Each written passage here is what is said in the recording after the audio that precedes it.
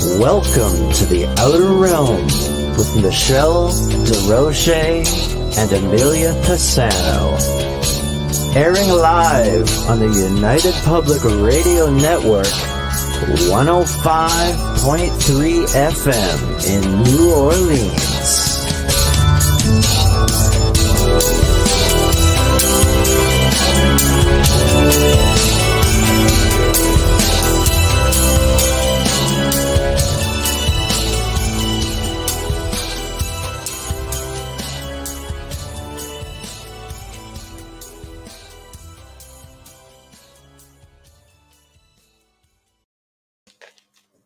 Good evening, everyone. Welcome to the Wednesday night segment of The Outer Realm.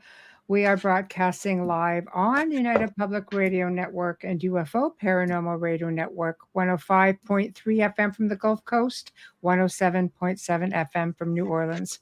We're fully sponsored by the amazing people over at Folgers Coffee who have been a part of our journey since the very beginning. And that's probably going on about 5 years now. So thank you, Folgers. We appreciate you so very much. Also, big thank you to Justice Snicker, a.k.a. Dr. Snick, the Sonic Surgeon, for his contribution of his time, his music, and his voice for the intro that you just heard.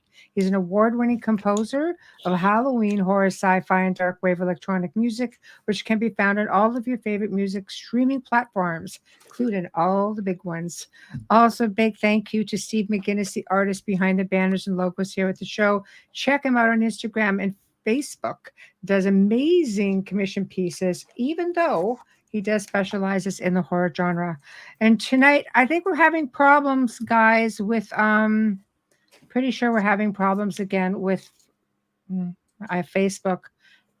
Sorry. So if that's the case, I don't know what it is. It's a Facebook thing. It's most certainly not a soundboard thing. So I have no clue. So if you are on Facebook and that's where you usually watch, please head on over to the Outer Realm YouTube. That's where the biggest chat room is. I see everybody pretty much coming in, chiming in. Adrian. Hello. What's for supper? Hi, Strangeness sounds tasty. Well, we tried. Good. Hi, Ray. Janie. Hey, Janie. Thanks for sharing the promo today. Heidi. Mike, how are you? Oh my goodness. Everybody's floating to YouTube. I guess it's all the Facebook I know. pages. You know what? This is where everybody. I'm trying not to miss everybody. I'm trying to make our way down the line here. There's quite a few people coming in. Hello. So hi. I know. So I'm glad everyone's chiming in. We've okay, I've already got that. We do try to come in and like I said, keep it very interesting. And we've cooked up a few things, of course. And of course, you guys are going to be the ones who determine where it goes, because we're interested in what you have to say, but we try to pick out a few things to get the ball rolling, I guess you could say. And boy, couple things. There's a freaking hell of a lot of things. And like always, we'll start with the paranormal, because honest to God, there's still stuff going on with this Conjuring house. And I'm like, it's baffling to me, right? And of course, we've got Jason Hawes, of course, at the center of everything, and then we've got the owner, who I'm not going to name. I'm not going to name any of it. You guys can go look it up on your own. She was still reaching out, not directly, but what she was been doing is sending Jason's daughter, who I'm not going to, again, I'm not looking to flag people here, but I guess she's been sending donation money, and she's been making in the comment section where you can leave a comment, because she'll send like $5 or 1 cent, 3 cents, and things like, you have blood on your hands, 3 cents, you failed your life's mission. I mean, come on, like, lady, get a life. You can't do stuff like that, no. Especially if you're trying to prove a point.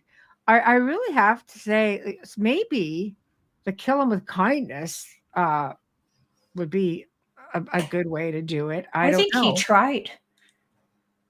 Well, I'd like to know, what he did to, decimate her cornflakes or something, because like people do they? I don't know.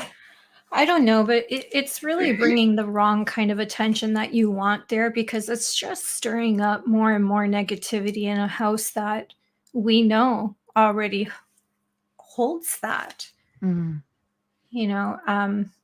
I don't see, that's a tough one. It's like, if you look at it from a psychological standpoint, the perspective is somebody needs to evaluate her. She needs to get some assistance here, because this is like straitjacket material. I'm not going to lie. The kind of stalking that she does, a lot of people will end up behind bars for.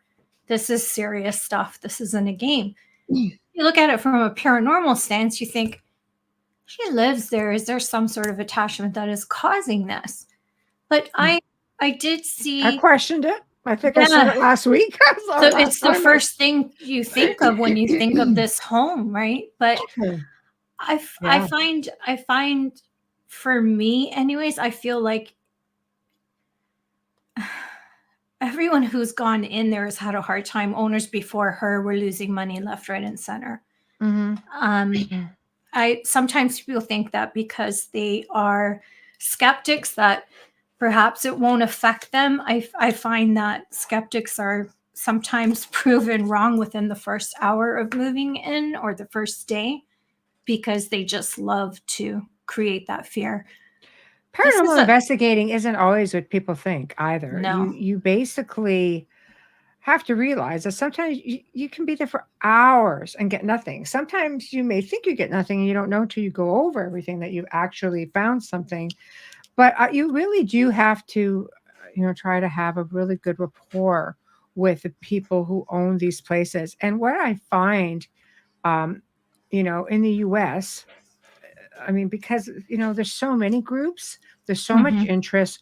And whenever a new location, because they've all been done, right? There's so many shows that come out of the U.S. besides that. And I think when a new location comes up for grabs, everybody just jumps to it, and everybody has their own style of doing things. When you're in places like England, it's not like, it's not like maybe I think all of England is probably close to being haunted. But the thing is when you are traveling within Europe and the UK, like, you can fly for next to nothing, and you can end up down, like I'd fly to France.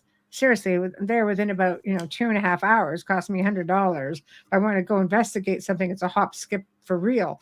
It's cheaper than taking a train up here in North America, and some cheaper than being in a hotel overnight in Toronto.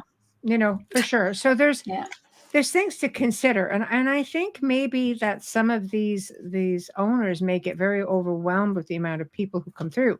There's been a lot of mixed reviews with this location, and I'm not going to ditch it. I haven't investigated it, and I don't have any plans to investigate it. But I'm not going to finger point and say, I believe everything that's floating around out there. You have to go 50-50 on it, and some people have had experiences, others not so much, but it seems to be a common factor. What seems to be surfacing is how they're being treated by the owner. I don't know her, don't know much about her, and I don't want to name her. I'm not looking to give her bad press, but this is something, part of what we address is things that are the paranormal in the news sort of thing, or high strangeness in the news. So maybe worth checking out, worth researching, and seeing what's going on. Maybe there's somebody out there who can, reach her, somehow, and try to see, maybe, is there something that's affecting her behavior, or is this, how she is, or did somebody really get under her skin to the point where, she's like a dog with a bone with it, That's what's been said. Jason's very open about it. So if you're on his Facebook or you follow him, he's got the whole story. He tells it himself on his podcast. He's been trying to avoid this, but like all of us mama bears, when you hit one of our children, we're going to come back 10 times as hard. So for sure. Yeah. Sometimes when it's something between you and the one individual who's been on site, sometimes you just have to try to leave other people out of it, because if you are well liked in the field, you will have people rally around you. So, Yeah. so here's a question. He's not the only one either. No, Yeah, no. guardian, high guardian, spirits are around us all the time. So what makes you one place more haunted than another? Doesn't really. I mean, some places are nicely haunted, some places not so much. I think it depends on what type of a spirit you are dealing with. If you're dealing with a grounded spirit who doesn't know they passed on, for example, you possibly are going to be dealing with a spirit trying really hard to get somebody's attention, because if they don't realize they passed, then they're conversing and they're not understanding why they're being ignored. Or you have territorial spirits who are attached to locations. Sometimes you have spirits in visitation who just, they're not stuck, but they just love their place so much that they return there because they had such, fond memories of it. They just, when you're not grounded and you come back, you're just there because you love it. You don't have all that baggage. It's usually a more pleasant, how we say, union. So I think it really depends on the spirit and the situation. My 2 cents, Bubbles. I'm not gonna disagree with the queen. Yeah.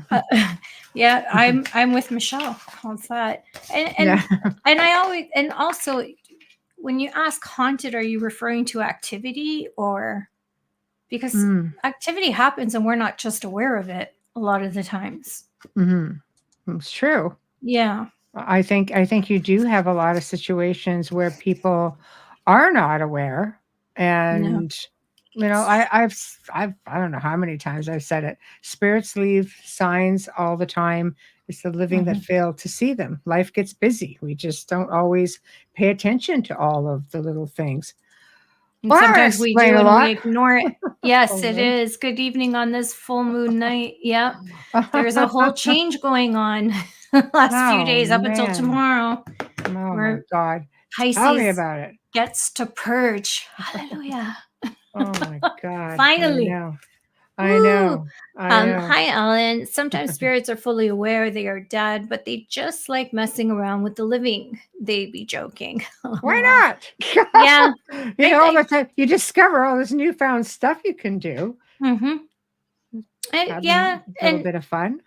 And I think also, if they were that type of person to joke around in life, they probably will. If it's a familiar spirit, they probably would do that so that it was them. They always give you signs to tell you who they are, if they're loved ones.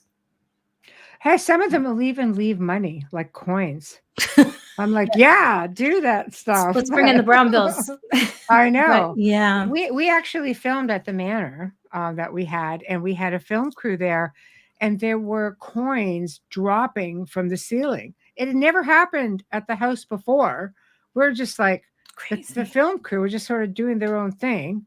And we're like, what do you mean? Because no, there's like a coin was sure just dropped from the ceiling. In the parlor, we're like, okay, whatever. We didn't think anything of it. And then they were able to catch it. Luckily, they caught something. They just saw a bit of a shimmer, and they turned the camera to it, and they caught it just dropping down from the ceiling. The spirits of the house were very smart. They were smart. They were affectionate too. So they must have really liked these guys, because these guys came in and did a lot. They had a lot of fun. It wasn't just all gloom and doom, and there was just a fun type of show that they did. And I think the spirits just really got into it. So we do know they like to joke around a little bit. Next comment. Oh, I'm trying to think. Oh. Hi, Adrian. I find it interesting that when people are drawn to a particular house or move into, 9 times out of 10, it's haunted and looking for someone to victimize. Sometimes. Like Emily. I agree. Yeah, sometimes. Yeah, I think so. Absolutely. Michelle, hi Michelle. I have a joking spirit that turns on the RoboVac at 3:20 a.m. about once a week. Yeah, 3:20 a.m. and it's not joking.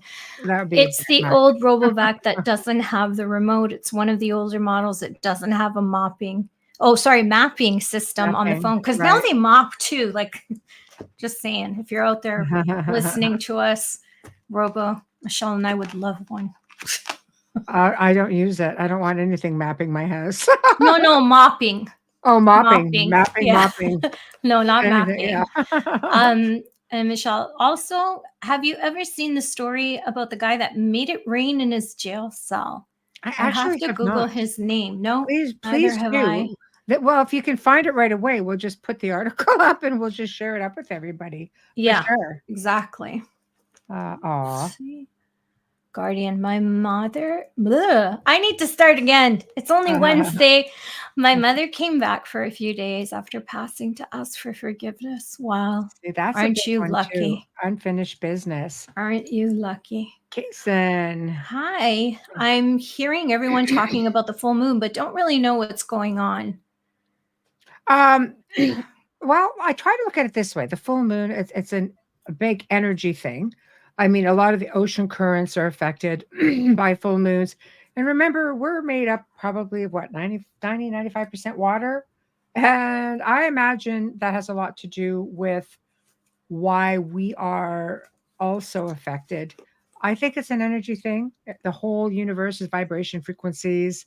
Um, but, the ancients knew a lot about, the celestial, uh, bodies that we have floating around up there. Even when the planets line up a certain way, we can get affected. I can tell you, I've always had done really well on full moons. It's a great time to charge your crystals, to go out earthing at night. It would be really good, under a full moon. It just does a lot for your energy, right? Werewolves like it. Just saying. The Okay, beast Don comes Decker. out. Let me see what I could find. Yeah. Let me I see leave what I my could. crystals on the windowsill. I forgot them for the last few. And I just left them there and it's been working. So Okay, let me see. Don Decker, Unsolved Mysteries. Skeptics. Okay, on the Don Decker. Okay, so here's the story. I will read it out. It says in 1983, Don Decker was said to be possessed by a demonic force that caused him to make it rain indoors. I'm reading this off of an article called the Pocono Record. So this is where I'm getting this. Okay. Is the sound too bizarre to be true? New Zealand researcher Robert Bartholomew says the residents should be skeptical of this case, which gained Stroudsburg paranormal notoriety. His research tried to crack the case of the Rain Boy, which fittingly published in most recent issue of Skeptic magazine. Is also shown on TV shows such as Unsolved Mysteries in 1993, most recently Paranormal Witness, which aired in 2011. He's originally from New York, now a teacher. I'm just going to kind of go through this. Why didn't anyone videotape these events? So I'm just kind of wondering, is this, Don Decker. His grandfather had just died. He was on a compassionate leave from Monroe County Correctional Facility, and he was serving time for receiving stolen property. During his time, he stayed at the Ann Street home rented by friends and families. I won't name them.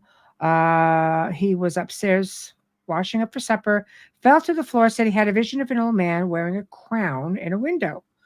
So then scratches suddenly appeared on his wrists, and he told the people of the house what had happened. So in his interview with Paranormal Witness, he believed that Decker was possessed and decided to call the then police chief, who was not convinced of anything unnatural going on. The next day, they visited the home. Decker was taken back to the Monroe Correctional Facility.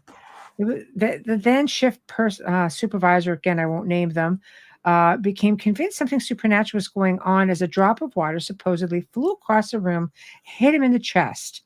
So, convinced it was an evil force involved, he called the chaplain to perform an exorcism.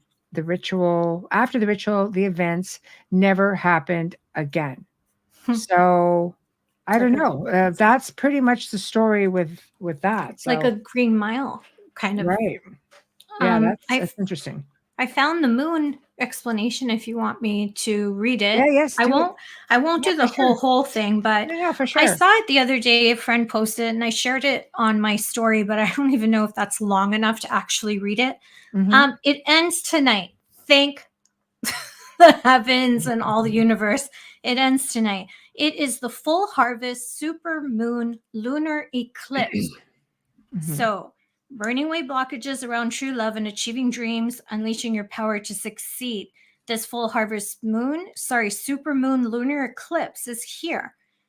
And it will be a full moon in mystical Pisces, bringing deep emotional release and transformation, breaking unhealthy soul ties, healing emotional wounds, saying goodbye to exes, old chapters, limiting beliefs, doubts, negative thoughts, burning away blockages again, Mhm. achieving dreams. So Mhm. release. That's what you need to do during this and don't make any decisions. Like No. crazy decisions. And Yeah. this season is going to also be really weird. We had the Friday the 13th, that's gone. The lunar eclipse during the harvest full supermoon, which was last night, apparently, was the actual full moon at its peak. And apparently, there was supposed to be a lunar eclipse during that time. And then we've got, of course, the autumn equinox, September 22nd, solar eclipse, October 2nd, guys. I'm just reading this off. Solar eclipse, the blood moon and supermoon, October 17th. That looks like it'll be fun. And of course, we've got Halloween in Samhain on October 31st, right on October 31st. We're here. So, I know, I know, right? So We're here that day. I know, right? So Want me to energy read? is supposed to be heightened. Yeah. Okay. During Hi, Heidi. The energies are, and thank you for sharing the promo. The energies are supposed to be heightened 3 days before and after a long eclipse. Sorry, you took yeah, it off sorry, while I was still with talking. along with sorry, with energies. Thank you. I might speed it up. I mean, I'm not Okay. that fast, but hi, Mike. I'm so sorry. Oh, sorry, Mike. I'm so sorry. Mike writes, I lost my son. Wow, I'm so sorry. Past December and have had no visits. Am I missing signs? I no longer live in the home he was found in, so I wonder if his spirit is there. Is that possible? Oh, my heart. Anything is possible, but they can move around, and I think that he would come with you, or most likely he may not even be grounded. He could be in visitation. I lost both my parents literally within 15 months. My mother, super active, super active. I mean, immediately I was seeing things. And my father, once in a while, maybe he had more unfinished business to do. And, it is what it is. But sometimes life gets busy and it's just basic things. My mother loved cardinals. We saw cardinals all the time after she passed away. I've always seen birds.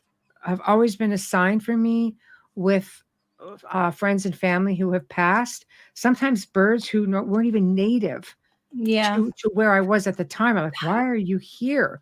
I had a white dove kind of hovering over one of my door sills for a week after my best friend died years and years ago. And I had called up a friend who dealt with parrots and birds. And I said, this white dove, because they let them off at weddings and stuff like They that, right? always So go home. it's true, right? And this one didn't. I said, can you please come and rescue and take this dove back? Because he had the facilities to take care of birds of all sorts. And, Yeah. I'll tell you something. He made arrangements to come over later that day. And within a few minutes of my calling, it took off. It was just gone. So it knew. It knew, It so knew that you recognized it. yeah. It's funny that you say not native to where you are, because I just watched a video of this woman on YouTube who, I believe it was her husband who passed away. And anyways, the story here is that she's in Arizona and she's asking for a red cardinal and she got one. Arizona. Yeah. It's like, no, but Yeah. yes, Arizona. So sometimes if you, if you reach out, oh boy, yes, it's me. I lost my son, my mom and dad in the last 6 months. Maybe it's to say, oh my gosh, I'm so sorry. Yeah. That's tough. It's really difficult. The example I like to use, and I know better, like I know, I've always looked for signs. I should know better. And I always tell myself that. But sometimes life gets really, really busy. So the example I like to use is, let's say you leave a glass on the table, you go to work. When you come home, would you say, if let's say the glass is moved, would you look at the glass and say, oh yeah, I forgot that on the table today. I forgot to put it away. Or would you say, I know I did not leave that glass there. That glass is moved. Sometimes it's subtle little things that we just don't recognize because we're busy, we're tired. We just don't notice little things. Sometimes you have things that are right in your face.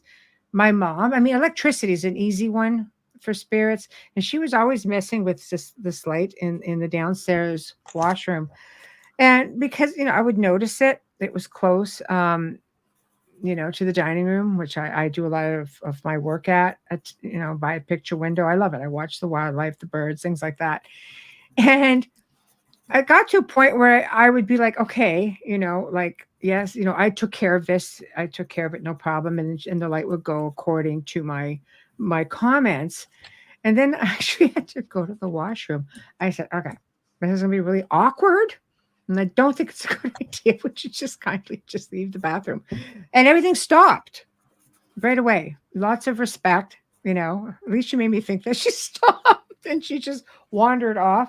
But I think that, it is the little things. But I know that if you ask for the communication to be careful, what? I have some. What? I have some communication if she wants it. Absolutely. And how she wants it. If she wants it privately, it's not a bad thing. Up to you, Beth. Do you want the Amelia picked up for you? I don't normally do this at all. That's why I asked. I've got goosebumps all over my body. Okay, Beth, it's up to you. There's a message here for you. Yeah, you let me know and I'll read it to you. If not, you can message me on either Facebook or Instagram and I'll send it to you there. There we go. Okay, so we'll leave that with Beth, and Beth can decide if she would like to do. Okay, so next. Hi, Tamara. I know. Well, Facebook is not working, Tamara. I know you made a comment. It's glitching. It's from their end. Okay. Yeah, they will let you know. Sometimes they will move something or smells, music, coins, feathers. Yeah, feathers are amazing, especially when you're not. Feathers are big ones. Okay, yes. Beth. This is for you, and this is what came through while Michelle was speaking. Look towards the water when the sun is full and shining. In that light, I'll be there. Speak to me. There you go. So hopefully that means something. Yes. So I do get a sense that he's okay. I do get that sense, and that he has ascended, if that helps you. Beth says yes. Okay. Yes. Okay. Wonderful. Wonderful. Okay. So as we move along, speaking of people who have passed away, let me see if I could put this up.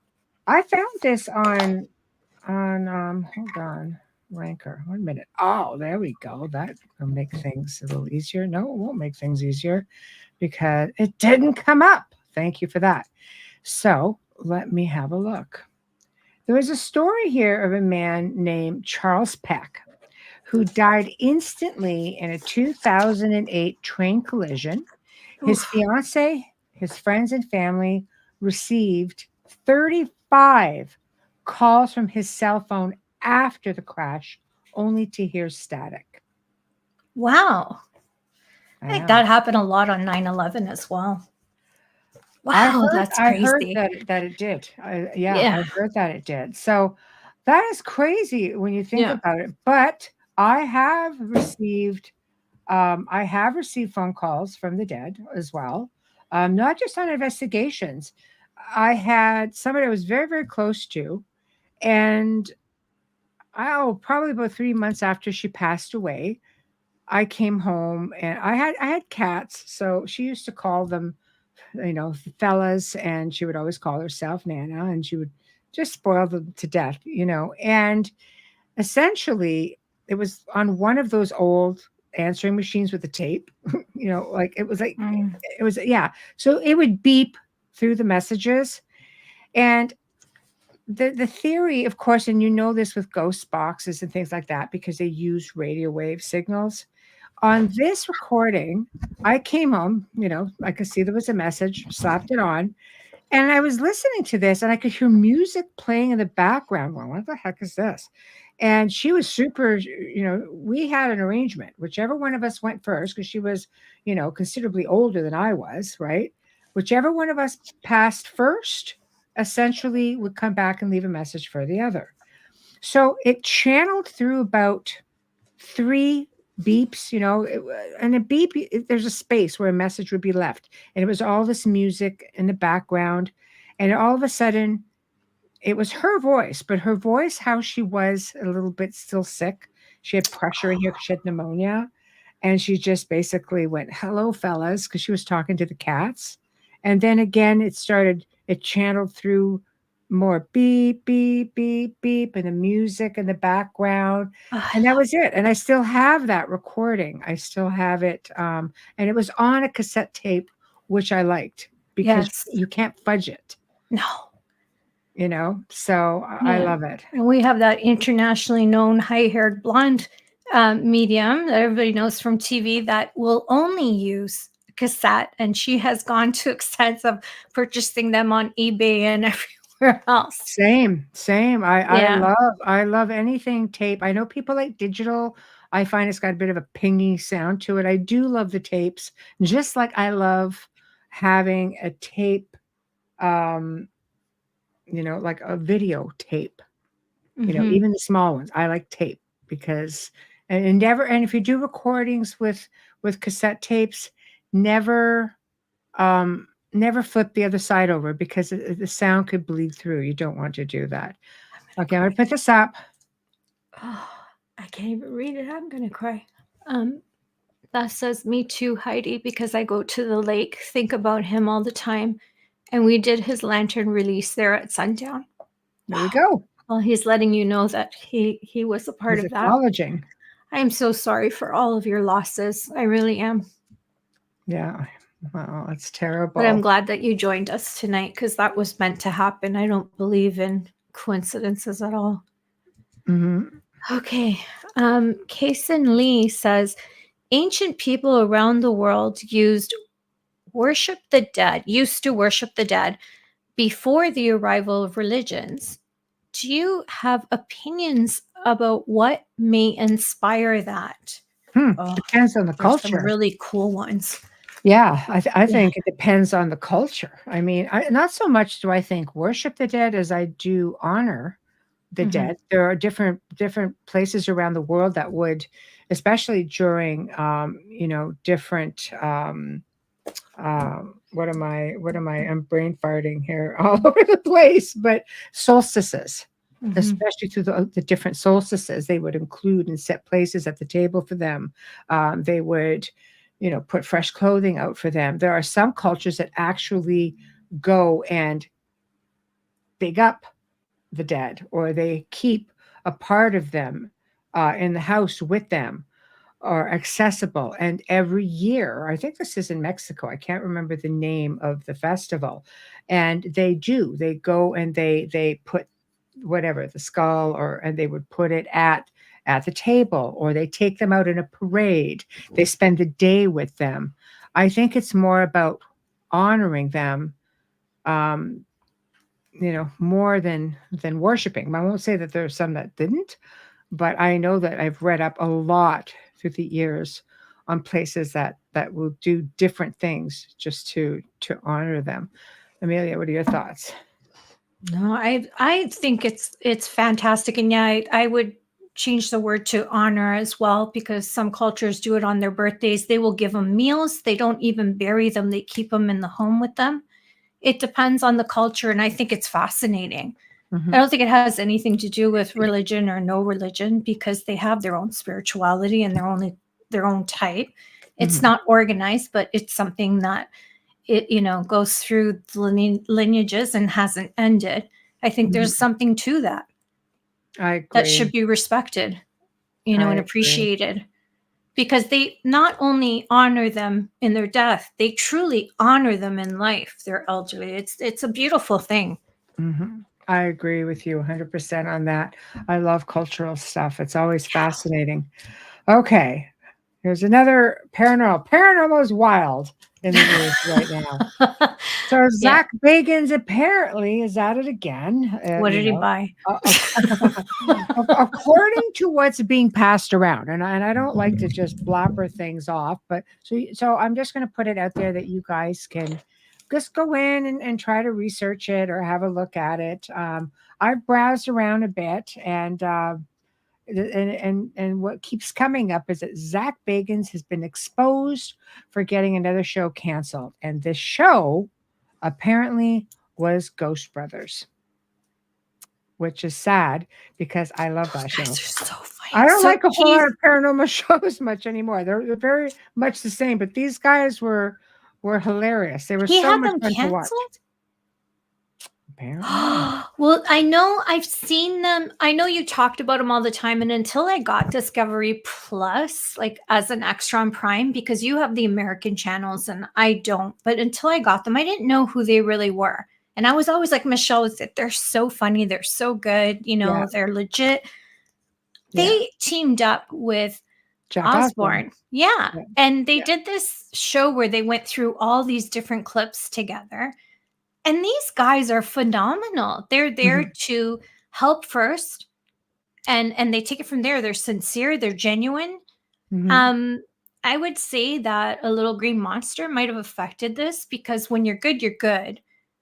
And sometimes when you surround yourself with a lot of negative objects, it changes who you are. I definitely am all about that as well. I truly believe that that is a very strong possibility. I don't know. I think it's sad, but it comes down to the fact that we have a lot of shows out there. A lot of them are the same. I personally don't watch much of it anymore, especially his show, because it's the same. It's the same. It's been going on for years. And I love when they used to do different things. The museum, he's an entrepreneur. And you'll always hear me say smart businessman. Smart businessman. Absolutely. I don't quite understand, because he did this with what was the other one he did with the young Nick Groff? No. These young kids. That's Destination Fear. Oh, and he created this show. It was one of his. He produced it. He got these guys going. Dakota started on GA, and had that ixnayed. And I think they ended up going to YouTube or something. And YouTube brought them on as part of their TV film lineup. So I know. He's the most. Sorry, go ahead. That makes you wonder why, I don't know. He's the most memed ghost paranormal investigator out there. They meme him so much. And when you read the memes and then you watch the show and you're laughing in your head and it's really bad. We had a guest on who was on one of his episodes in the early days with the Ouija board demon, and Darren Evans. Yes. Great And Darren's a phenomenal guy. Check and him out.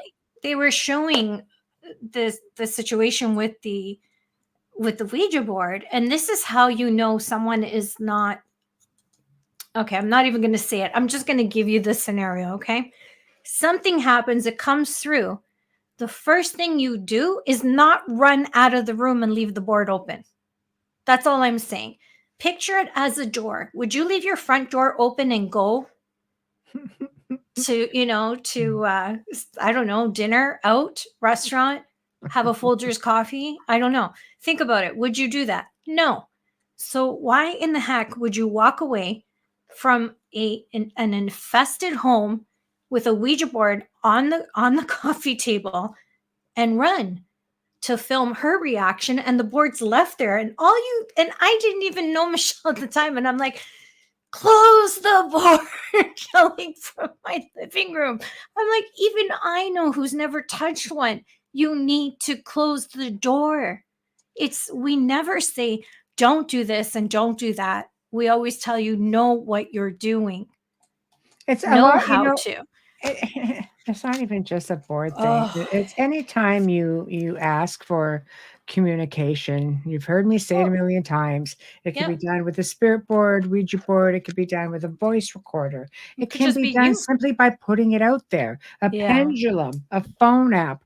If you ask for it, you are invoking some type of an invitation to communicate. You just might get it.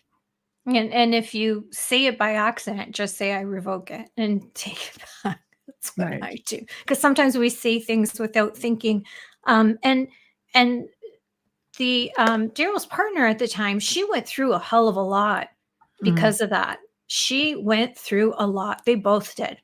So it's not show ratings, it's people's lives. They're sharing this with you because they trust you and they think you're going to give them help. And most people are sincere and do that, but not everybody. Not everybody is, let's just say, you could have a room full of doctors, but how many of them are really good at what they do?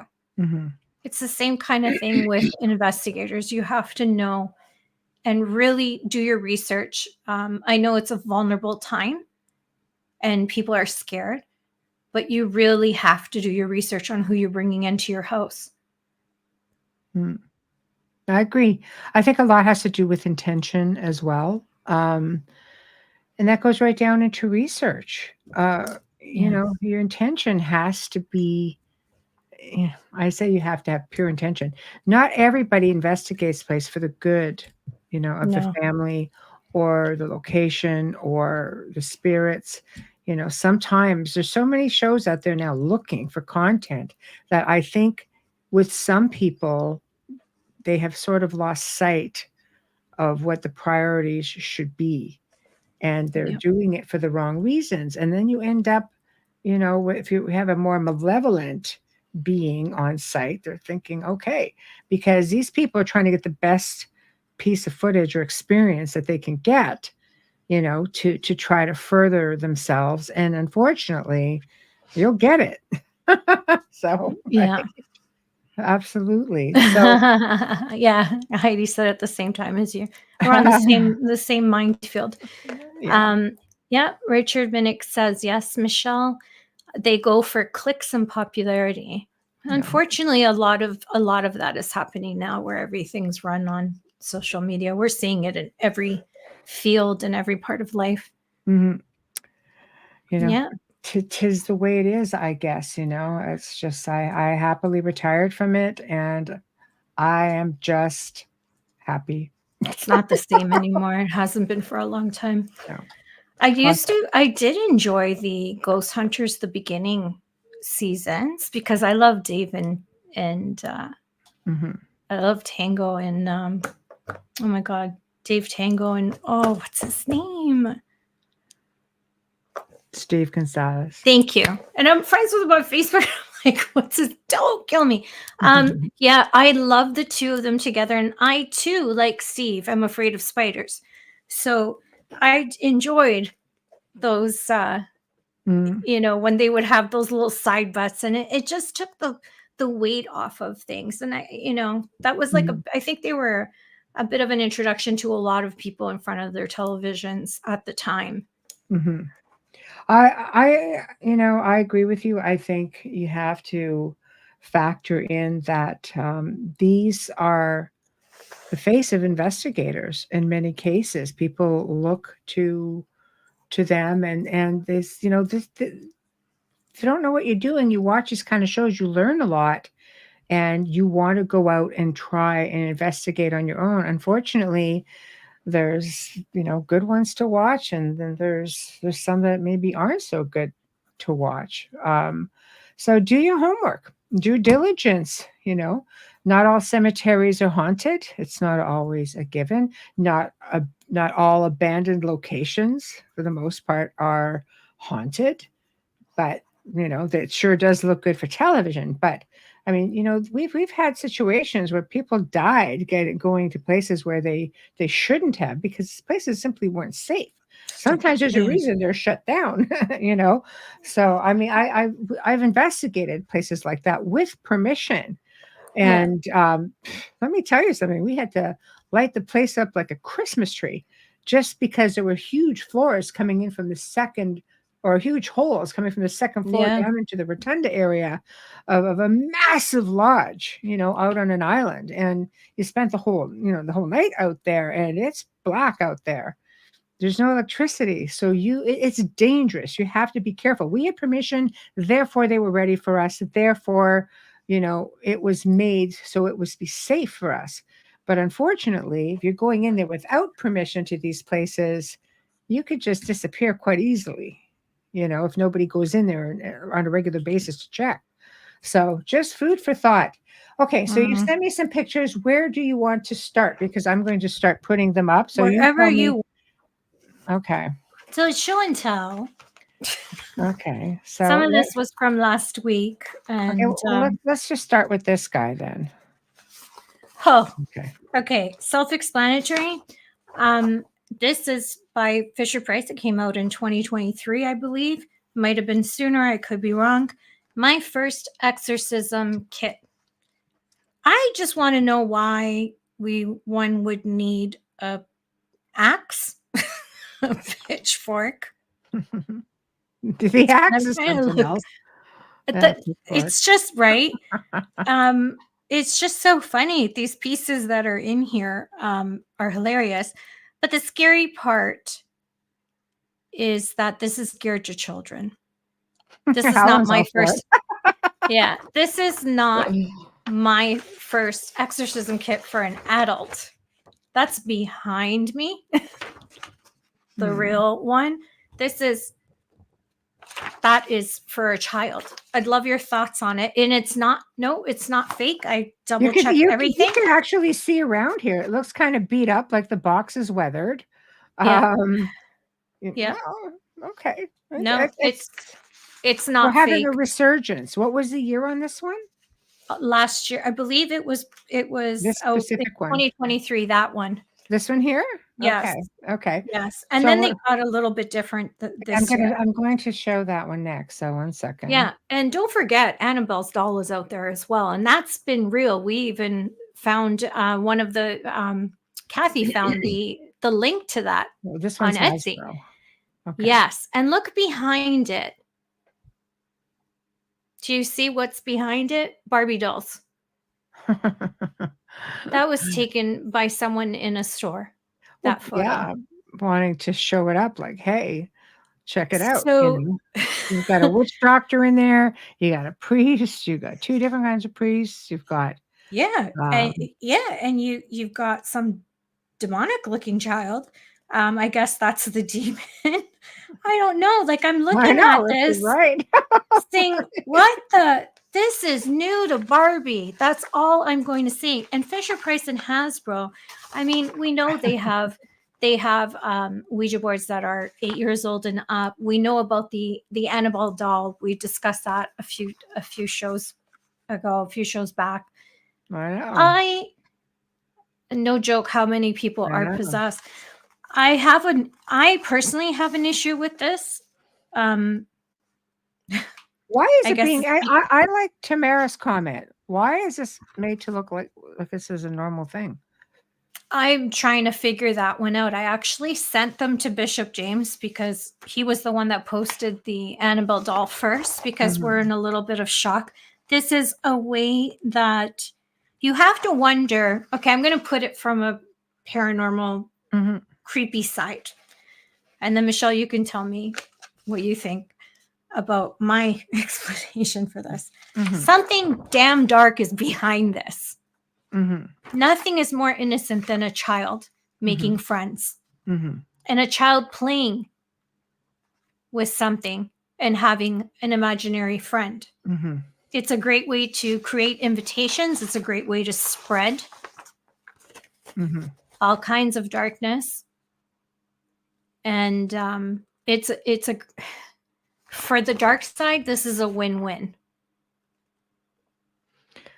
I find that, you know, they've been selling the Ouija board forever in toy stores. Well, I'm curious as to why they want to make this normal, because you look at these little characters. I mean, does it say? It doesn't say what the age. It does, but we can't. Toys will usually say geared for this age to this age. It's you know, you're looking at the characters. This isn't for older kids, obviously. This is for like little guys, right? So it's on the side. I can't see it because I couldn't get a side picture of that Fisher Price one. The Hasbro one's at the top. I can't see it. It's too small. But I think it says 8 on the Hasbro one. I don't know too many 8-year-olds that would play with a little thing like this. Now, I could see a collector of obscure little paranormal stuff going for something like that, you know, just to have it and put it away. And, you know, people like to collect things on this type of thing, and they're toys and toy enthusiasts as well. Yes, but they wouldn't be in the Barbie department. Well, whoever took the picture may have just put it. No, it's on the shelf right behind it. See? Oh, it is right there in the middle. Yeah. There it is. Okay. The Annabelle doll was at the dollar store. Was at the Dollar Tree. Figure that one out. Because, you know, kids don't go into that store. They left out the holy water, but if you get the Annabelle doll, it comes with it. Oh, my goodness gracious. I understand your opinion on this as well. Yeah, it is something that's funny. And if you're a collector, it's hilarious. But that's not who they're gearing towards, because if they were gearing towards adults, it wouldn't be in a child's section. Well, and it wouldn't say 8 years old and up. Yeah, I'm not saying specifically. You'd find that at a more like an adult entertainment sort of thing, you know, like Hot Topic or something. But this is sort of, you know, I know a lot of adults that go buying even Ghostbuster stuff, which is a kid's toy, because it's a Ghostbuster thing. Like, I love Ghostbusters. Yeah, but that's what I'm saying. Sometimes you see something like that, you know. But I'll tell you something. There are parents out there who will buy their kids, let's say, you know, EMF readers, things like that. I was helping out at a convention one time, and a man came to me because one of the producers I was working with says, look, I'm sending somebody over you. You need to talk to this guy. I'm like, okay, no problem. So I was helping at this convention, promoting, you know, some of the shows and stuff like that. And he came to me with his daughter, who was probably about 10 or 11 years old. He traveled a lot. He was a single dad, right? And she was into a lot of the ghost hunting shows. And there were actually kid ghost hunting shows as well. And at least at this time that this was happening, right? Because this is quite a few years ago. And he looked at me and he said, oh boy, yeah, she just loves this ghost hunting stuff. He goes, we've got doors opening and closing at home now, and things are going on, and we're hearing knocking. And I'm sitting there, I'm like, you really need to contact me and email me, and let's see if we can get you some help with this. And he was not interested. Oh, she's having a good time. What? Parent guilt. the hell did you just say to me? Yeah, I know. Like, oh boy. Yeah. So this is all going on. I said, this potentially, because this young girl was just coming in. If you're 10, 11 years old, you are just prepubescent, or you are full on coming into puberty. And Yep. that in itself can be a big psychokinesis experience with things moving around. But if you get some help, it's going to really mess this kid up in the end. So all I'm saying is that sometimes parents, or we as parents, don't always make the best choices. We do our best, but sometimes you have things that is a full-on red flag that you need to consider. Maybe we just shouldn't, I don't know. But yeah. Wow. Yeah. That's You can get this with that. Yeah. Okay. 1 second. So if I'm not pissed off enough, all right. I'm purchasing a book on a well-known site. All right. There we go. Now, read the top says Ghost Hunting Log Book for Kids, Journal for Young Ghost Hunters. Paranormal Investigation Notebook, Ghost Hunting Books for Toddlers, because toddlers can fill things out. Okay. Oh my goodness. Oh, talk boy. about encouraging this with the other one. And I don't know if you noticed, right? In the Fisher Price one, they actually have a tombstone. So so then we go to the next page. They think this is so funny, like, look how cute this is. And it's appealing to kids because it's got little ghosts, almost like Ghostbusters on my coffee mug. Because yes, I'm one of those. Okay, this one right here? Yes. Okay. Now, if you see at the top, it tells you exactly how to fill it in. Tell me this is for children, okay? Track time and place of investment. Especially the toddler. Yeah, the toddler's going to fill this out because, they're all savants, right? So, who felt the ghost? Felt by? What do you mean felt? Are we encouraging this thing to feel someone? Did the investigation take place indoor or outdoor? Okay. What was the weather like? Did the ghost introduce itself? Excuse me? So now we're encouraging communication. So if you can follow me on this, guys, you see where I'm going. Draw the ghost. How exactly did the ghost look like? You should talk about setting someone up for failure, right? Because everybody has a sighting when they're investigating. I'm still gobsmacked over the whole fact that there was toddler written in the the original title. We know how this which is cut off in this page, right? Puts stupid things in stupid places. So we could just say it's that, not the author. But obviously somebody gave them permission to do that. But then again, that company is known to make a lot of errors. And then at the end it says your mood during the investigation and what was the ghost mood with emojis. Yes, adult toddlers, exactly. Your additional notes, because, when I'm 2 and 3 years old, I have a lot to say about this. This is where I lost my enter explicit word there. Here, my mind, okay, was that. It's funny because this didn't affect me. The exorcism kits didn't affect me as bad as the book did because I was looking for books for kids, for my nieces and nephews, right? And I'm looking and I'm like, what the F is this? I'll tell you, things like this dealing with children have to be so delicate. I used to actually have parents message me and say, could you come and do a ghost theme birthday party for my kids? I'm like, how old are your kids? 7 and 8. No. Teenagers. I would, I would. We would have people want to bring kids, their kids, because they were never allowed on the adult ghost tours because they were just too scary and a lot of history, and kids aren't into that. So I would do a 1-hour tour with kids that were geared to kids. and it was always fun, and it was always interactive, and it was more about history in a way that they could understand it. And, we would do charity stuff as well, because parents just, the kids are interested. There were ghost hunting shows for kids out there, and that's what we tried to gear it to, because we didn't want them to be frightened. No. Like she said, like my child is terrified of this stuff. And I go, why are you bringing your child on anything? She goes, because, you know, could you do it in a way where that they would not be afraid?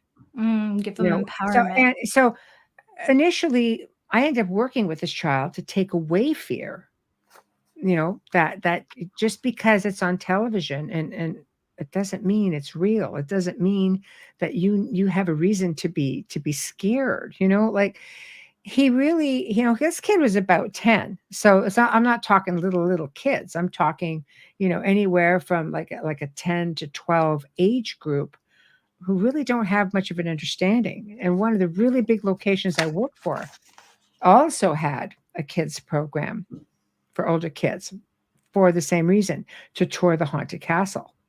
Mm-hmm. So, and that was the city that put that on.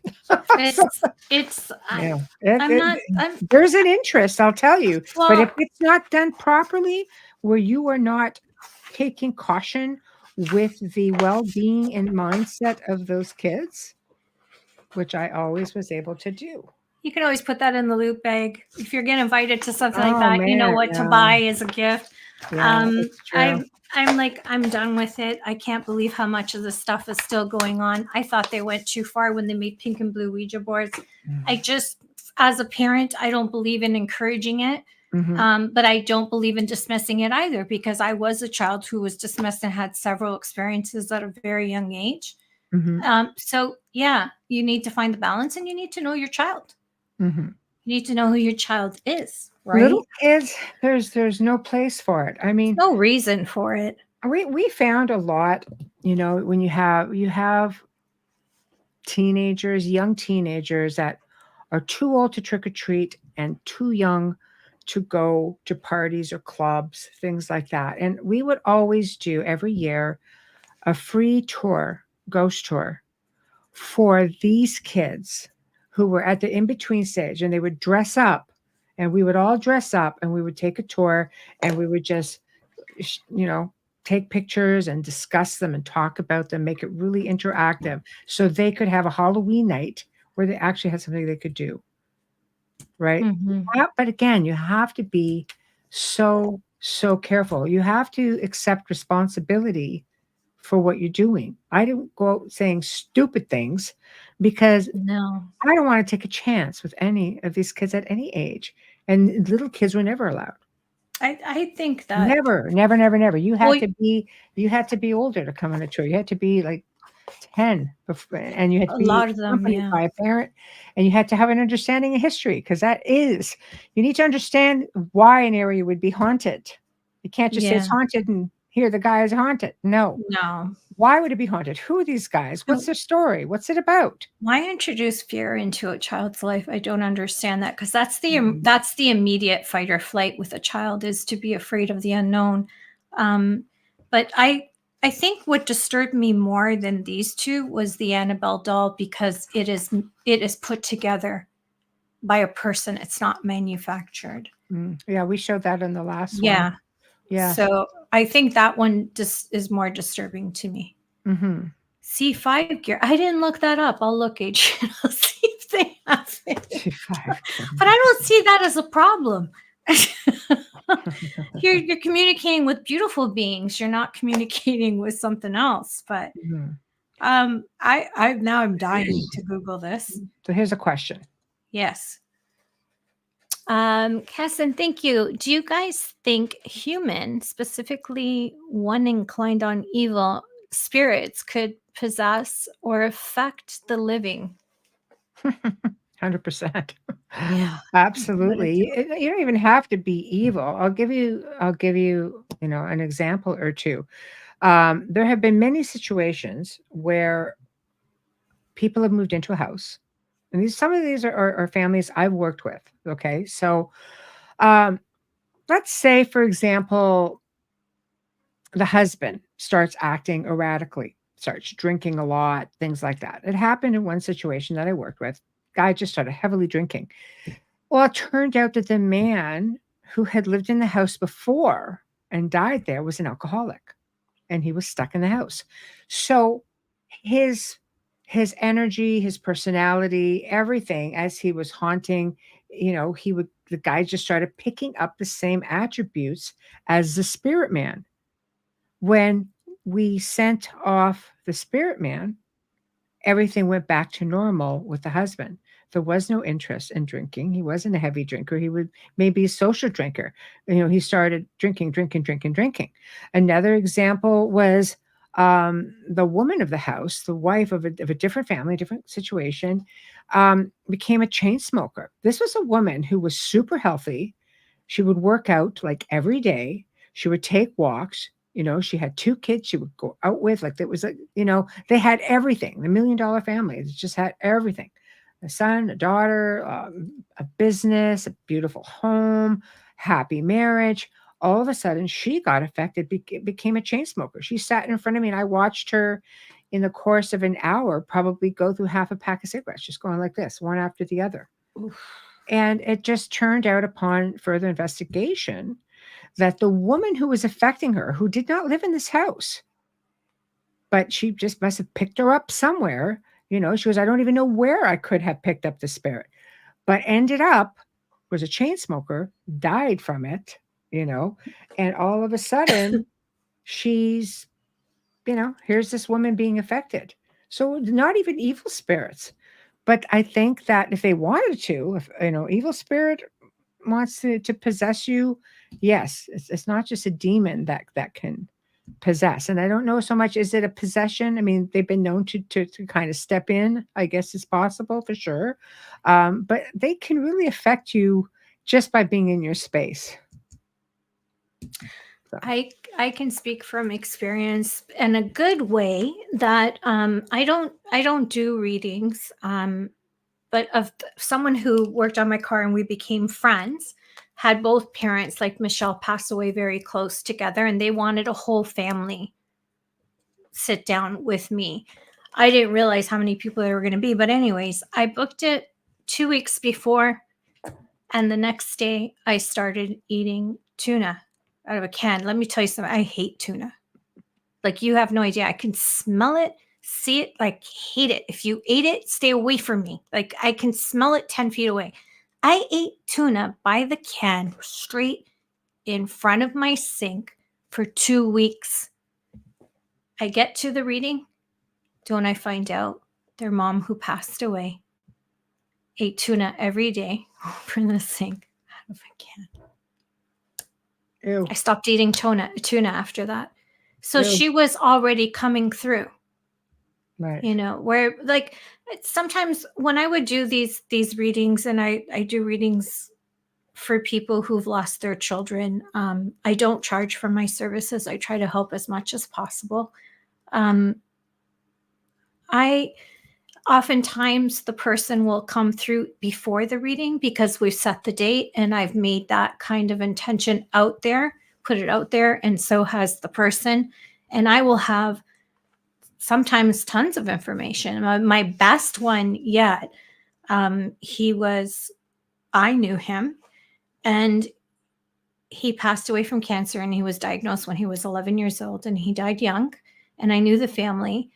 And before I even sat down with them, I literally had 11 pages of messages going out before I even sat down. But that's also because there's a connection to us. I was at the viewing. There was messages going left, right, and center because he was found in his bed. So there was a lot left unsaid. Mm-hmm. Yeah.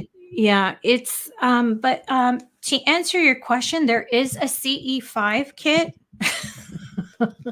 on the same site as the American site, as the book UFO and Alien Outer Space Communication Kit, the CE5 Close Encounters Kit Extraterrestrial Contact, sold by the Chosen Ones. Mhm. Doesn't say anything about kids. It's just for everybody.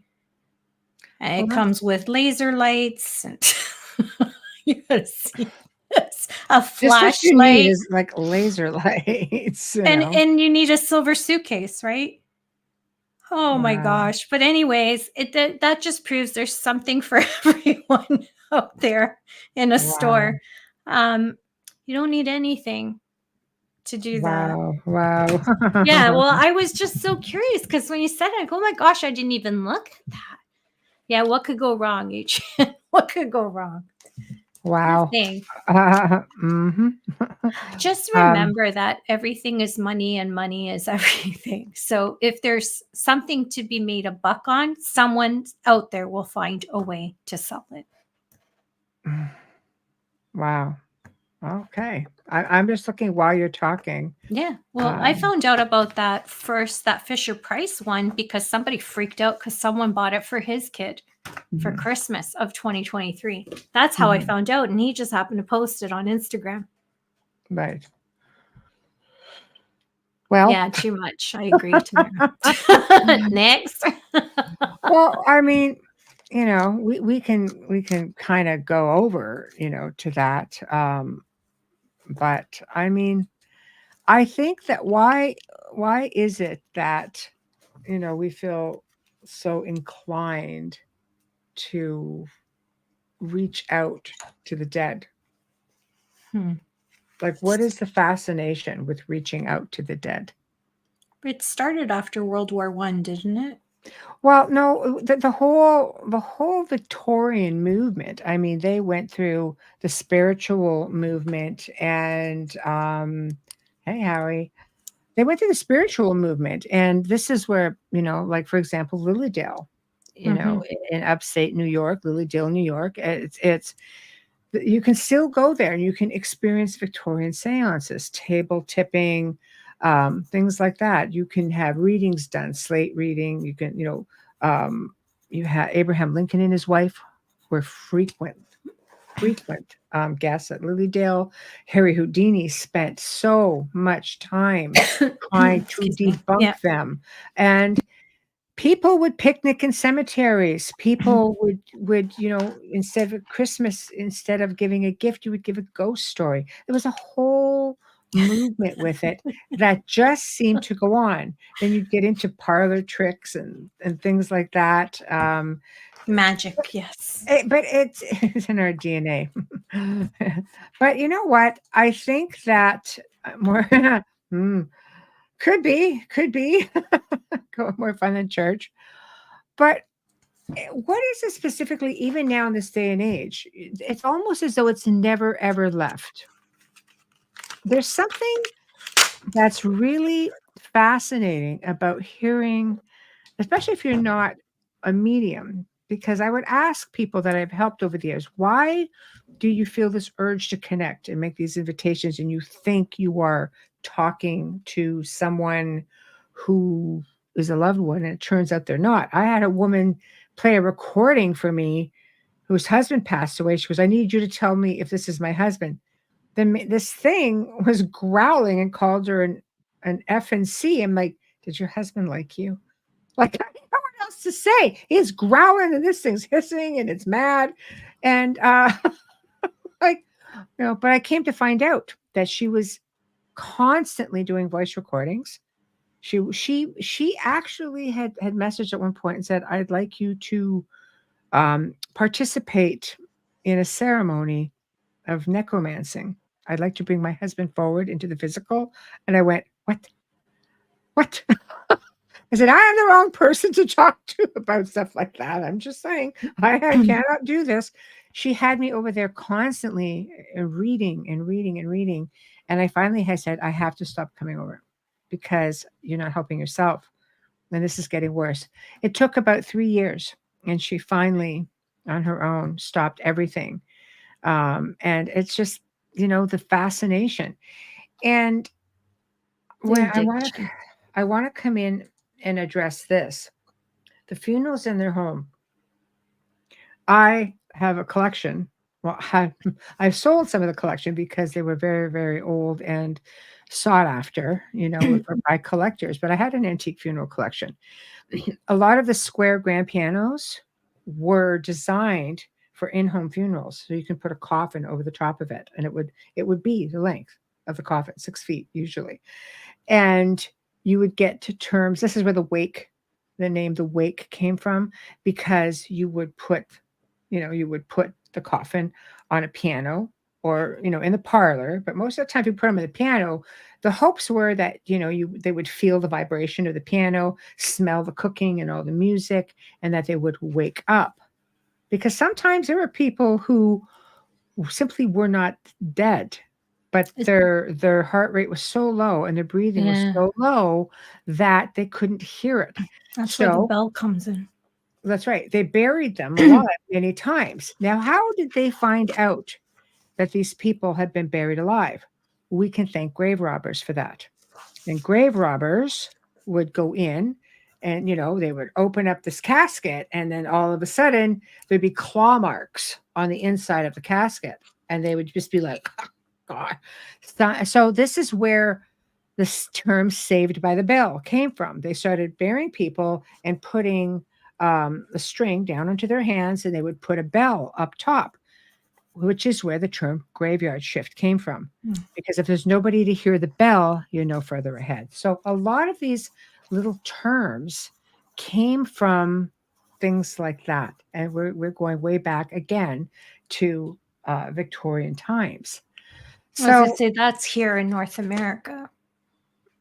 Oh, everywhere. Now, in Italy, they up until my grandfather passed away 30 years ago, they had him still in the home. Wow, that's crazy. It's your choice whether you bring them into a funeral home or not. Especially the old homes, like that home is from the late 1700s. So yeah, my mom, they did the wake in the house. That's the way they used to do things. Yeah. See? So it happened here for a long time, because I had, the whole setup. If I still own a coffin from 1854. Yeah. And it was a display which they would put the deceased in a really nice fancy looking coffin, not a casket, a coffin, and then they would be buried in a pine box, essentially, right? Yeah. So it's just it's fascinating history when you think about it. It is part of our history. You look at these things like, oh my God, it's a macabre sort of thing, but you just don't see much of it. No. But, thank you, embalmers everywhere. No, we no longer need bells. No. Yeah. No. Although you might want to attach one to someone who's going to be cremated. I'm just saying. But yeah. It's not, that's the whole thing, right? They everything, every advancement, everything that's better now is because of all the struggle and the pain that other people went through. That's why it gets better. Technology is the same way.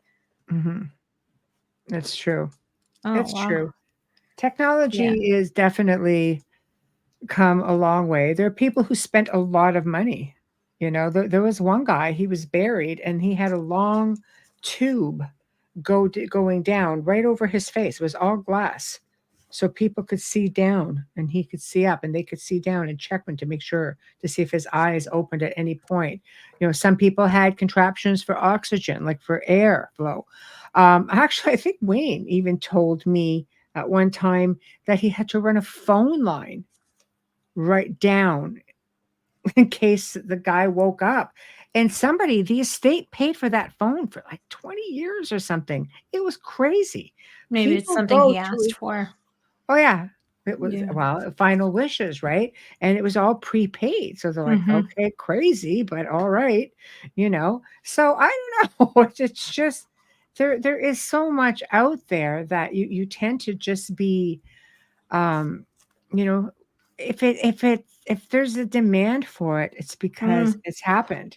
I laughed when I was at the cemetery. I mean, it wasn't a funny time after my father passed away, but we were finishing up the stone and the epitaph and everything, he says to me, your father always bought the light for like 10 years or 20 years because they're in a mausoleum. We have 100 years. And I said, Salvatore, who's going to check in 100 years? But whatever. I took it as it'll forever be lit. Don't worry about it. But no one's going to check to see if it's still lit in 100 years. That's if they're even still left there in 100 years. So a lot of things to factor in, for sure. Take your money.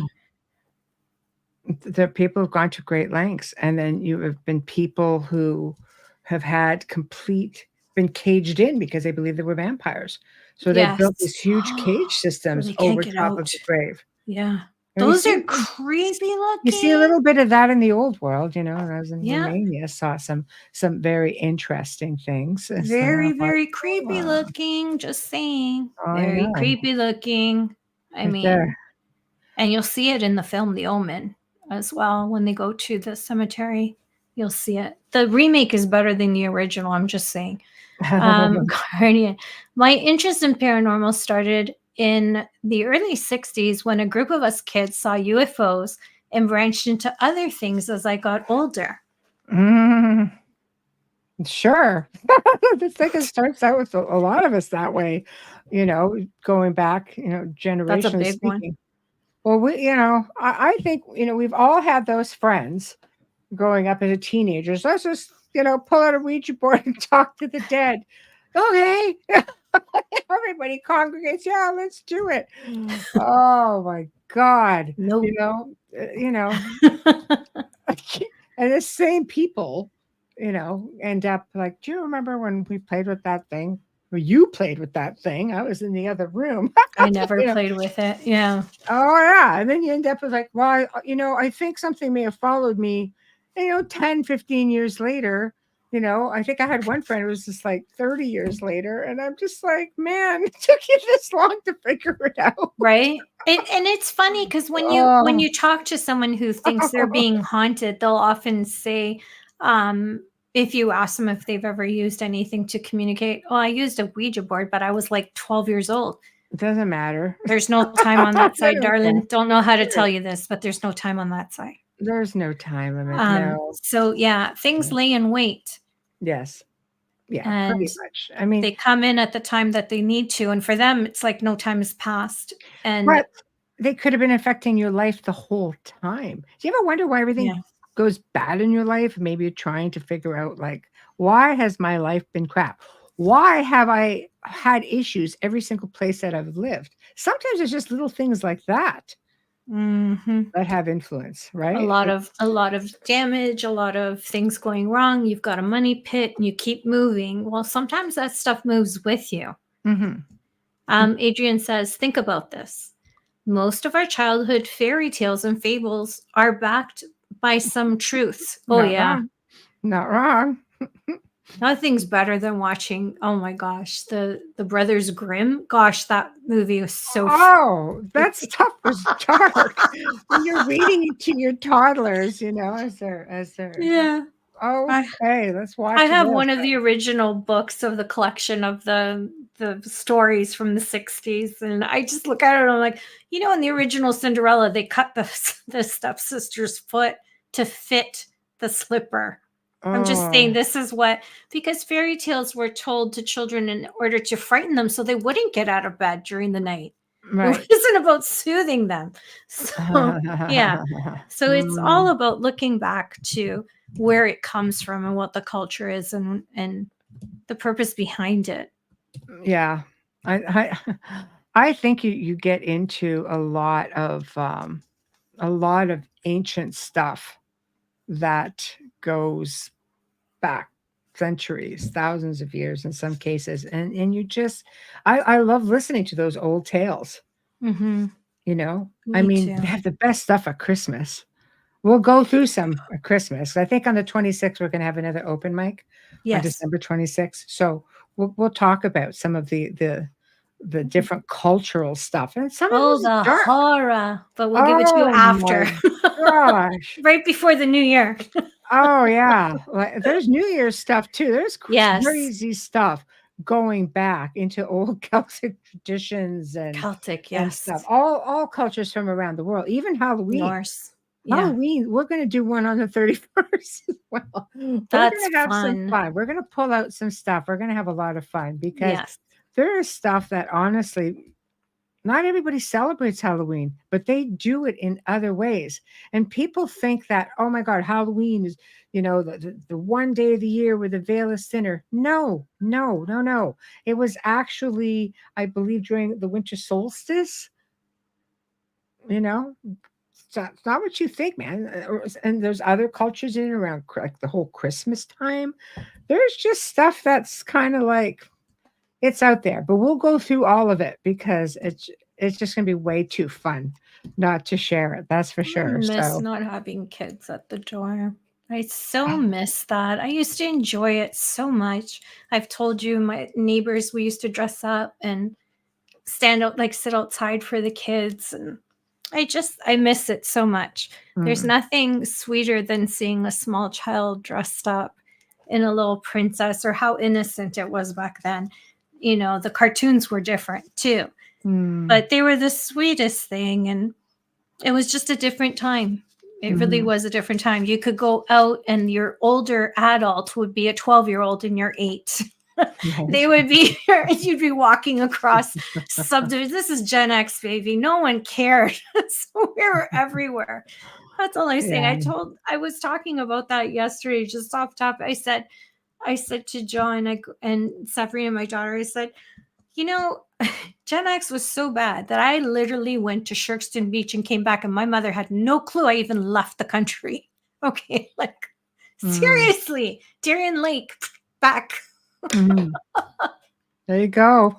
That's what it was. No cell phones. So No. oh my gosh, I feel for you kids. Oh man, different times. I It was do not safer. know. If you asked a stranger for help, you didn't go into a Silence of the Lambs moment thinking you were going to be, his next layer of skin. They actually helped you. So it was definitely a different time. Oh yes, for sure. I always wonder why people are so petrified watching horror films. I used to really like watching old horror movies. I mean, back in the day, God, I feel like ancient when I say things like back in the Oh, day. you don't look ancient, so it's okay. Thanks. I feel ancient. Let me tell you No. what. But back in the day, you only got horror movie night one night a month. Okay. And it would be like an all-nighter. And it was really cool because it was the old black and whites. Like, so they'd have all of the Bela Lugosi movies and Boris Karloff. And my Abbott and father used to Costello. feel like he had to stay up with me all night. Oh, And after the first movie, because they all started at midnight, he'd be passed out on a lazy boy. I'd be up all night watching movies. oh my He'd gosh. wake up and he'd be just like, oh, he said, did I fall asleep? No, it's all right. Aw. I know it was We used really, to- it was really sweet, but I started off at public school and then later went to Catholic school. But at public school, we had so much. It was so much better. I'm not going to lie. The trips were better. The experiences were better, but they had more money too at the time. So we had the month of October. We had on Fridays, we would have movie night, family movie night, and we would gather in the gymnasium and watch movies like Abbott and Costello, Meet Dracula, and Frankenstein, and all those silly ones that are long before both Michelle and my time, long before, but sweet and okay for small children because we only went up to grade 6 in that school. So it was okay for small children. But it was such a beautiful way to bring the community together and raise money for the school. And then later we would do Christmas carols and this was before anyone told you can't say Merry Christmas. And we would, and this is public school kids, like not in Catholic. And we would watch Christmas films. So yeah, every morning, the week before Christmas, public school, gymnasium, first thing in the morning, sang a whole bunch of Christmas carols and then went to work in our classrooms. Different time. Yeah, definitely crazy. Oh, my goodness. It was All right. fun. I'm going to get into hold on. No matter what Oh, religion you are, you want to believe in Santa. okay, I'm going to post this. So Hmm. this is something I came across, a little off topic of paranormal. So I'm going to put it up. So what do you guys think? Yay or nay on authenticity? Okay. So we read it. The stone was found on a beach on the south coast of Sussex, England in 2015. This is a fossil of a relatively large fairy. I want it. Okay. I know. Right? I want it. It is a full skeleton with some petrified bone-like traces in the iridescence from the creature's wings still visibly preserved in the matrix. It looks pretty wild. I mean, I don't know. What do you guys think? It's That like is bad. you could see Yeah. like they've the stone has been like broken in half. And then there's this. So do we think this is a yay or nay? And I mean, just so you guys know, we're going to be having one of our fan favorite guests coming back in November, Hmm. Morgan Daimler, and she writes on a lot of fairy folk stuff from around the world. Oh She will be gosh, yeah. talking about North American stuff, which will be very, very cool. Should show her that. Yeah, this will be her third time on, but it's been a while, so we're bringing her back. But I don't know. What are your thoughts on this? I mean, there's a lot of folklore that states fairy, the fae, not always cute little Tinkerbell types, and even Oh Tinkerbell had a hell dang no. temper, Hell right? no. But Yeah. and some of them are more like adult size and very aggressive. Some people would be afraid to even walk outside on certain nights of certain, celebrated Especially times where you had to Celtics. Yeah. fear the dead. And other cultures celebrated the fae, and they worked and helped people within communities. And realistically, when the church came on board and started turning things around, they sort of went underground. So, I try and stay away from them. I'm just saying. yeah. Michelle says it doesn't look like the rock was broken naturally. It looks like it was cut. I hope there are fairies. I love them. I I think if know it it's a was cut, very I think it would have cut into the three-dimensional side. That's why I wonder if are we looking at something authentic or not. it's hard with AI and Mhm. for me it's too small on my Yeah. screen to see, but I want to believe it is. And if it wasn't, I'd still buy it because I love Mhm. it. Yeah, it's Yeah, I think a definitely lot different. of people believe in Fae. I don't think Uh, there's too many people that don't. only one. That's the only one Yeah. you know me, I'm sort of like a I look for things. Sometimes things find me. And And I thought this looks fun. Let's just talk about it and see what people think, you know. and Um, if it really is Fae, yeah. who's to say they didn't cut it open that way to take out what was inside to properly bury? We don't really know because we don't know that much about it. So you have to be here when Morgan comes back because Yeah. she's phenomenal. Um, yeah, that one's a tough one. I want to believe it and I want that stone.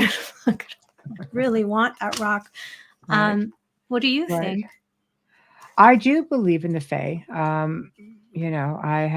do a lot of earth stuff, energy work with folks, and they're often seen.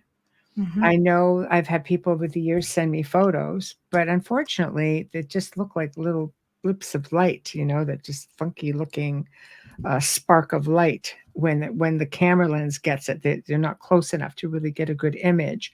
Um, so are they capturing them? I don't know. I know on our tours we had one tree that was said to be a fairy tree, and I'll tell you, there was one night out of all the years I did the tour, there was one night where I had a group. It was uh, 30th of October one year. Don't even remember it. We did two back-to-back tours every year on these nights. We had just so many people that would come in.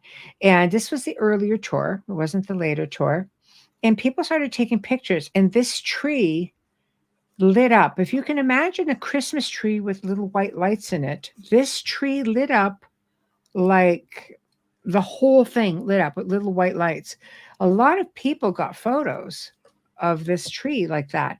As the tour guide, I wasn't taking pictures. I'm giving the tour and I'm explaining things, and all of a sudden this thing just lit right up, and people got photos. I pleaded with people to please send in photos. Nobody did. So I don't know if it's because maybe they weren't allowed to capture the image. Maybe the picture didn't turn out. Maybe whatever the case may be, they are interesting little folks, but with that case, it's never happened before, and it never happened afterwards in my time with the tour group. I know someone who has had nothing but issues with them. Had to learn how to manage them. I'm not sure who ended up mentoring him. He's he's the son of a friend of mine. But I didn't even think about it till he was explaining it to me. Until that one time I was with one of my mentors, Robert, at the airport. And it's from the corner, like my peripheral vision, by a tree. And I thought I was going to faint. Seriously faint, because I was there to learn about archangels and communicating with them. And I'm seeing this other stuff going by going, what the hell, man? Like, I'm not ready for this. And because I already knew, my friend's situation, I didn't want to engage. I don't know much about them, but I find them fascinating. I wish they all looked like Tinkerbell and acted that way, but she was feisty and a bit aggressive, that little thing. She was. If you look at the originals, she wasn't as kind as she is now. Right. I'm not going to say who. Someone bought me a hat with a Tinkerbell on it in Disney, and it says sassy on it, and I'm not going to go for it. I wear it with pride. That's as close as I get to faith. That's all I'm saying is Tinkerbell on my head. Heidi, I have some video clips of chaotic light balls, mostly small, but a few huge, 2-foot-ish. Wow. We had a fairy tree on my farm. You just don't mess with them. Let them be. They can be as big as us. That's from Tamara. And Richard says so many reports of little people too. That's true. Little people like all over the world. So, I mean, that brings us into... into cryptoterrestrials and cryptids. I don't know. Are we looking at, dimensional beings? What are your thoughts? Do we think they're dimensional? Do we think they're already here? Are gnomes real? Because you are bothered by them. I'm not bothered by them. I think they're funny Christmas characters. They're witty little things, I sound like my daughter. I saw this video one time, and it was taken out near Argentina, down that way somewhere. Okay. And you see people talking, and all of a sudden you see a camera as they see something moving across the street. It's like a black and white because it's night vision. And they focus way down. And then there are police around, right? Because I think that they're talking, they're communicating. And you look, there's this little thing with that pointy little freaking gnome hat. And it starts doing one of these. It sidesteps down across the street. I'm like, like there's something with that little sidestep. I'm just like, that freaky little thing. when I was in Romania, of course, my travel mates, knowing how I actually feel about gnomes, it had to be didn't care. No, it was the year of the stinking gnome. Okay, everywhere we went, every tourist place we can't have it all. had ridiculous amounts of gnomes of all sorts. So we stayed at this beautiful villa near Bran Castle in the town of Bran. And so we stayed, we could see the castle. Oh yeah, you'll see all kinds of these villas all over the place.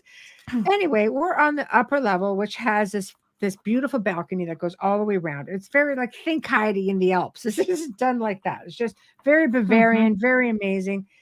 So they thought it would be funny to put gnomes outside both my doors. I opened the door and I I would looked at never, it. never, never, Oh no, ever do that to I you. just scowled at it. I was like, I might have hissed. But anyway, Oh, yeah. Nope. after that, that was it. And I was just like, and I don't know what it is that I don't like about them, because I don't really fear very much. We're And I gonna don't check out like a past life. I don't fear gnomes at all. It's not that kind No, of they're just it's creepy. no, it's an annoyance thing with the Oh, just oh, that they're maybe, there. maybe in a past life they were annoying. They might have been. Maybe they were just like, in one of my spaces or something. Yeah. I don't know. I don't even know, because when I think of gnomes, I think of elves. I think of Snow White, and then that just gets me depressed because of my black hair. I had to be Snow White every freaking year for like school things or even physiotherapy. Damn it, they gave me a yellow skirt and a blue top because I had black hair. I'm like, enough. I'm not that princess girl. During I showed up at my daughter's school as a woman who just murdered her husband. I had like the blood all over me. This Mm, like, I'm not the person who comes up as the cutesy thing. yeah. I I use that time to enjoy it, to really, touch mm, your dark side a little bit. Um, all I know enough with the is ums. these things, in Norway, they were building a highway Hmm. and they had this big tree. And they want to knock the tree down for this big highway. Do you know that gnomes, when I read this, I'm like, oh, see, they are mischievous. Gnomes just wreaked havoc on the building site. Equipment was being damaged, things were never Yeah. working. Eventually, they built the highway to go around the tree, and the gnomes never bothered them again. So I don't know. It never ends well, though, when you do stuff like that. I mean, Toronto built a highway around a cemetery because a plane went down there in the early 70s, I think it was, the Wow. 401 there by the Yeah. airport. Oh, And yeah, yeah. and it's every time I've driven over that bridge, I have hair like standing up on the back of my neck, and I don't know how to get to it because I'd like to go in there and like see if I can help someone. I'm saying Right. like an a lot today. I'm feeling really kind of bleh. But anyways, yeah, I think it's crazy when you bring in the future around the past, something sacred like that. Mhm, I think it's wrong. mhm.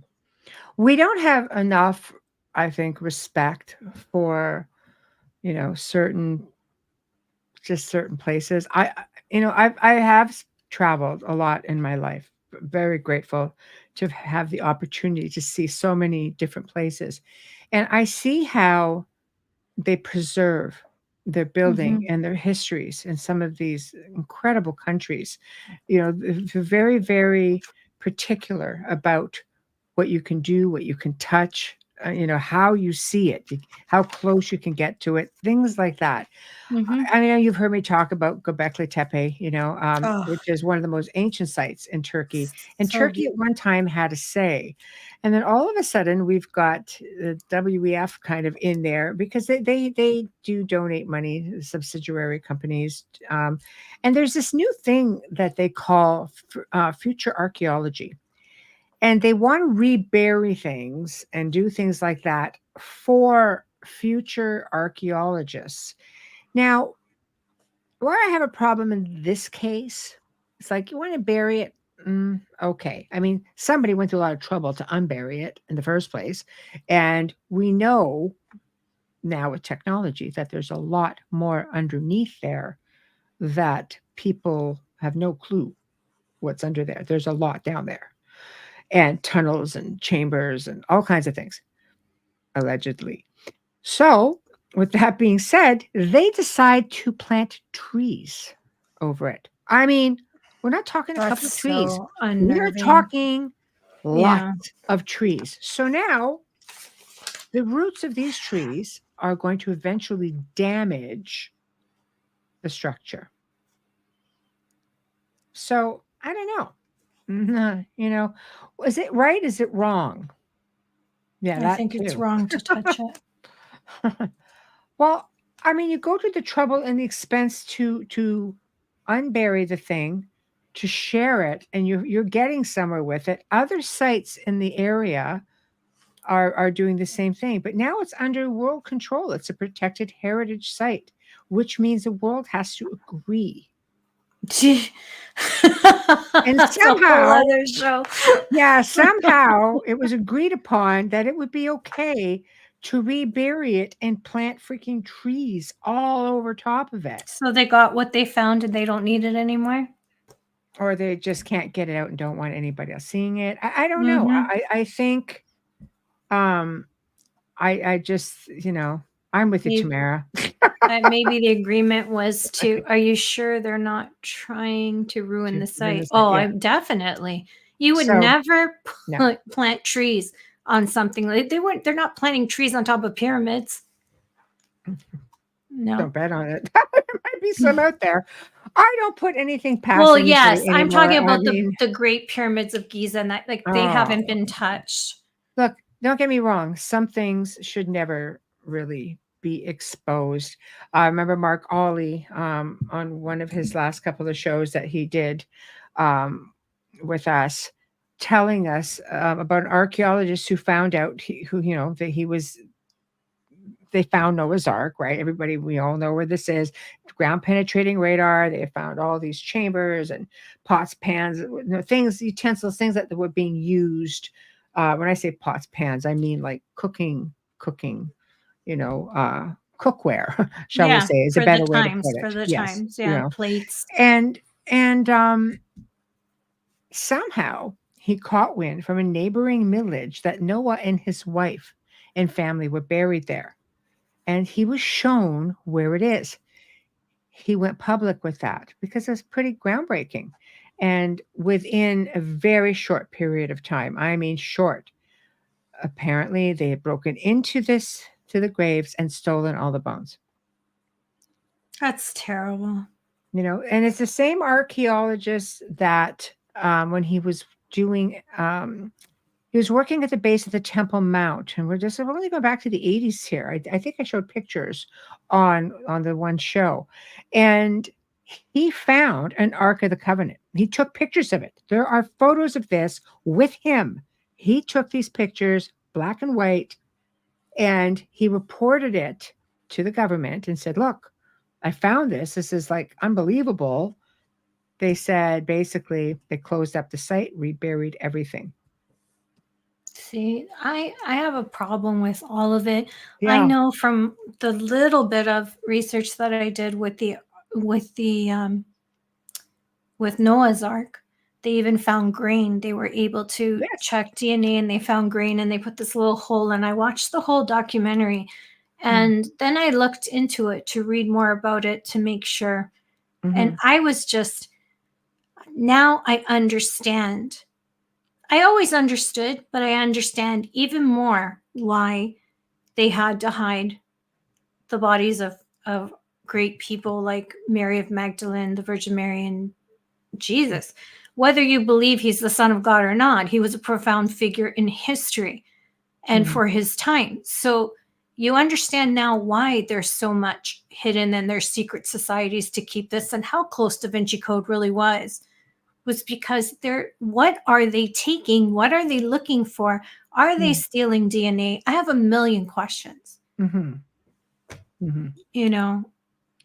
Yeah, I mean, there's a lot more to it, and I mean, I wish we had more time, but we're already at the top of the hour, Yeah.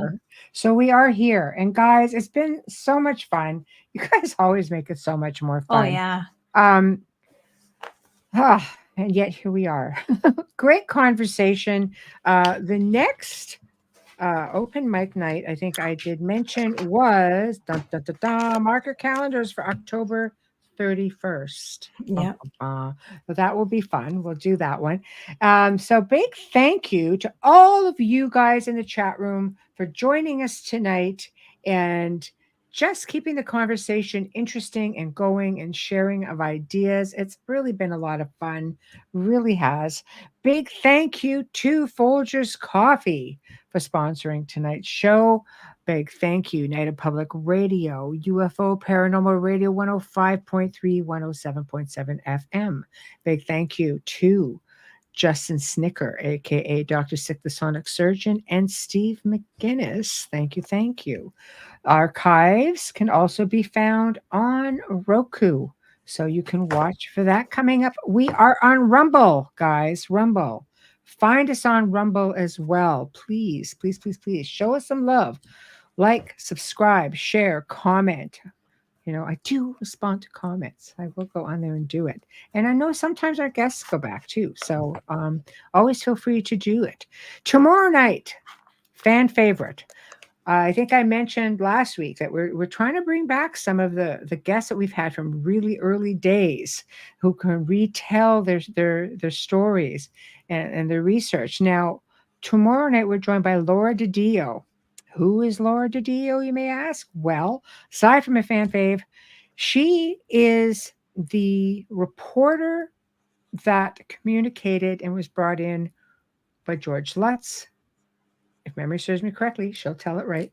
And she partook in the famous seance with the Warrens. She had communication with Hans Holzer. This was for the Amityville horror. Bad rap, this place. Was it haunted? Wasn't it? She is very biased. She'll tell it like it is. She won't tell you, yes, it was. She won't tell you, no, it wasn't. She will basically tell you, this is what I experienced. This is what I witnessed. Not just with the family, not just with that seance, but even afterwards. She'll really go into a lot of detail. So there's going to be a whole lot of information being given and, slowly coming to the end of the month, gearing up for spooky month. We thought we had to do this one again. Definitely. So, can I do the book really quickly? Right now.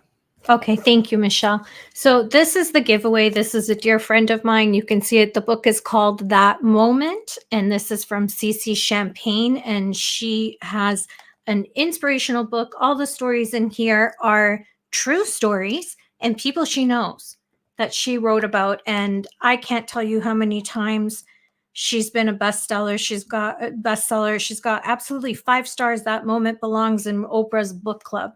She autographed a copy when she was here visiting me not too long ago.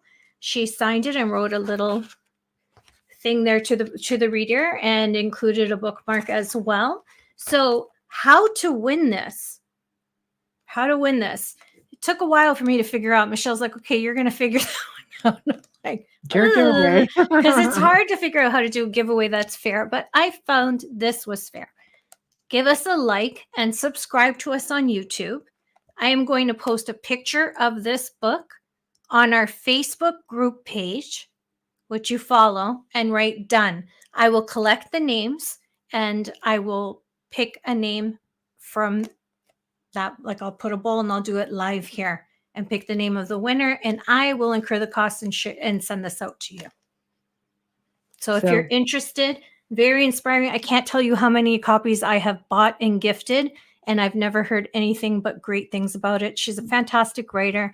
She's a good friend, but most of all, fantastic writer. Well, there you go. I mean, and if it's easier, there's always maybe the option of go to the archive. First person who is a member, a subscriber, who comments on some of the things we talked about tonight, first comment, then Amelia can kind of go bang right there and then announce it on the next show.